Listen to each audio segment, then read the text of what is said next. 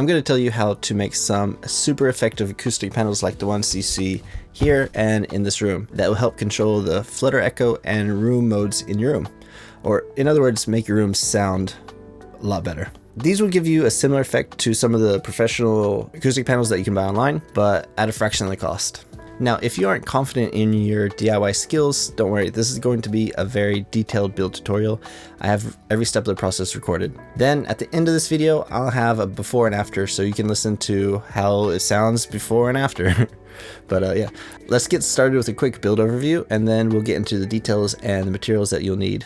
This is the back frame, which is 100 centimeters by 45 centimeters, and you'll need to customize the size to fit the dimensions of the acoustic material you're using for your build. Then we're going to add in corner posts to support the material in the frame and keep it lightweight instead of having full sets of wood on the sides. Then we just need to add in the acoustic material of your choice. I'll talk more about the acoustic material during that step of the video. Then we have another wood frame to have as a buffer between the fabric and the installation material for more structural support and aesthetic purposes. Then we just need to wrap it and add in the mounting method, and I'll go over multiple methods to install it. These are all materials and tools you're going to need to make this, and no, that isn't Heinz mayo in the bottle there, but I have all these listed in the description, so let's move on to the first step. We're going to start by building the back frame. The acoustic material will lie directly on this, so we have to make sure that this is the exact dimensions of the material we are using. For this build, it is 100 centimeters by 45. Using these corner clamps, I was able to glue everything up and make sure everything was flush before I screwed them together. And these clamps aren't necessary as I built them before, but it saves a lot of headache. You will want to pre-drill a hole so the wood doesn't crack at the end, which is pretty common. Since I glued it, I only used one screw, but if you don't glue it, I recommend 2 screws in each corner because they will still rotate in place. Okay, so now we got the frame done. Next, we're going to add these 6 posts to contain the acoustic material in the frame. They need to be cut to the total depth of the material you're using. So for example, I'm stacking 2 5-centimeter thick insulation batts. So these posts are 10 centimeters long. Then I'm going to measure out 50 centimeters on the long side of the frame so I can center the middle post. Then I start gluing with this special Heinz wood glue. Before I glue on the middle post, I mark the middle point to center it with the line on the frame.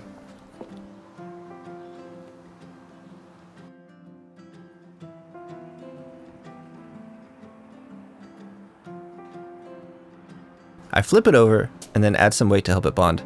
I didn't add enough weight though in this example. But while the glue is setting, I add a screw to make it a little bit stronger. So here's what it looks like after I screwed in each post from the backside. Last step for the post is adding the L brackets to help support the joint here. You don't have to drop the screw here though. Adding these L brackets is an optional step, but it does give it a little bit more strength. Now let's speed up time while I work on this and enjoy the view.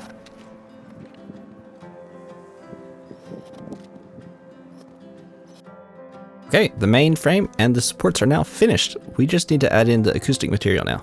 The acoustic material that I went with are these polyester bats that are 100 centimeters by 45 centimeters and 5 centimeters thick. According to specs, it does have a density of 2.5 pounds per cubic feet compared to 3 pounds for Owens Corning 703 fiberglass, which is one of the most common acoustic materials used for panels. Looking at the NRC rating of this polyester compared to other material like fiberglass, it has a lower overall rating, especially at 250 Hz. But I wasn't too worried about that since I'm making them 4 or 7 inches thick. The absorption will improve in the low end due to the thickness of the panel. Plus, it's pretty difficult to find fiberglass material like Owens in my country. But I recommend go with any material that has an NRC rating or is commonly used for acoustic panels such as fiberglass or rock wool and can be easily found in your country. Also, use something that will get you the most bang for your buck because picking an acoustic material can become an endless rabbit hole of research, as I found out. I'm not going to go into much detail here regarding what material or density and other specs because of that reason. But one of the last notes regarding safety, please be aware of the different safety concerns of different material and the flame retardancy if it's being installed in a commercial space. Okay, so let's get back to the build. As you can see, the acoustic material is the exact dimensions of the frame, but I need to cut out a small square where each post is located so it can slide down. Using an extra post, I estimated about how much I need to cut. While cutting, I found that a saw with very small teeth works much better, something like a hacksaw. For the middle post, line it up with the frame to mark the cutting location. Once you got one done, place it in the frame and repeat the process for the second one. And if you cut a little too much from one of the corners, you can just use some of the cut off pieces to fill in any of the gaps. Okay, now we're starting to get something that looks like a panel. The last part before adding the fabric is making the top frame. This is mainly to frame in the acoustic panels and add in a little space in front of the insulation so it doesn't poke through and give an uneven look to the front of the panel. Using 9 by 15mm slats of wood, I cut the long sides first to match the length at the top of the posts. I didn't want to pre-cut just in case there are some slight deviations.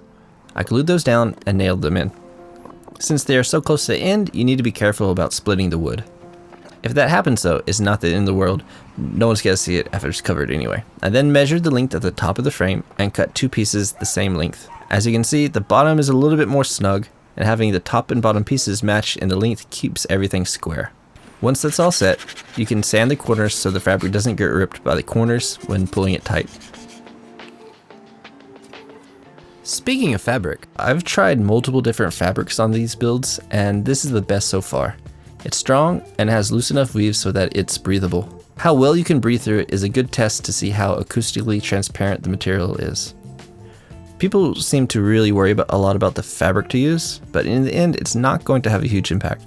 Find something that looks nice and can decently pass the breath test and you should be good. We will use the panel to get a rough estimate of how much fabric we need, so be sure to leave enough room for some margin of error. I like to fold the ends on itself to give it a little bit more finished look.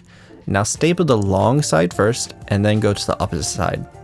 On the opposite side, make sure you give it enough tension by pulling it back and away from the direction of stapling to give it enough tension. You don't want it to look flabby and limp when you display it. Now I've seen enough of these builds, and the one thing that ruins the look of the panels is a bad folding job in the corners. So here's how to get a nice flush corner. Fold over the top so it is flush with the side, then cut off the excess that is hidden under the fold. It's gonna look lumpy there if it's still there. Then staple the fabric on the side with tension, pull the folded pieces over the back and staple. And here, this is what a finished piece looks like. Now, all that's left is to show you how to install them in your room. For these panels, I just made legs so that they can stand behind the speakers, but I'll show you multiple other ways to make these as well. To hang these on the wall, I use these flush mount brackets. Just attach one on the wall at the center position and one on the panel and you're good to go. Then I have another in the corner here. There's a hook in the ceiling with a picture hanging wire that connects to the hook in the panel. So for the ceiling panel, I put 4 hooks in the ceiling, then put another 4 hooks on the panel and attach them together with the chain. And for the ceiling corners, I put 2 hangers in the ceiling, and then I attached picture hanging wire along the length of the acoustic panel in the center, and is able to create a 45-degree angle there. So that's it for how I installed it. So I got a haircut since last part of this video, but you know, this would be a pretty bad video on how to build acoustic panels if I didn't have a before and after. So I'm gonna take everything out and do a really scientific clap test. Testing without the acoustic panels. Testing 1, 2, 3.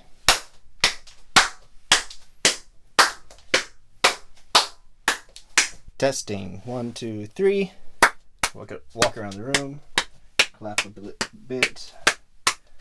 That was a clap test, and it sounded like a pretty big difference to me. But honestly, that's pretty easy to do with some basic like acoustic treatment. So controlling the low end is actually the hard part. So let's look at some REW tests that I did. Alright, so here we are in REW. I have a few tests here, and this first one that you see in purple is without the acoustic panels. Basically my room in its current position has this pretty wide trough in the base and a few pretty big nulls up here in the mid-range. Let's see what happens, what it looks like with the panels. I wonder how big of a difference it'll be. Yeah. So looking at this frequency spectrum, you don't really see a big difference. Basically, you can see a few dB here in the improvement in the low end, and the nulls here have improved also by a few dB. The big thing with the acoustic panels is actually the waterfall and how treating the decay times of how long the frequencies ring out in your room. And if you look over here on the side, this is how many milliseconds that frequency is heard. So as you can see, without any panels, it seems like most of them cut off around 177 to 265 around there. And of course, and then you have the low end here, which looks pretty messy.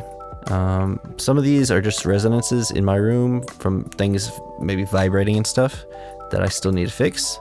So now let's look at what it looks like with the acoustic panels. So you can see the high end and a lot of the mid-range looks pretty uniform.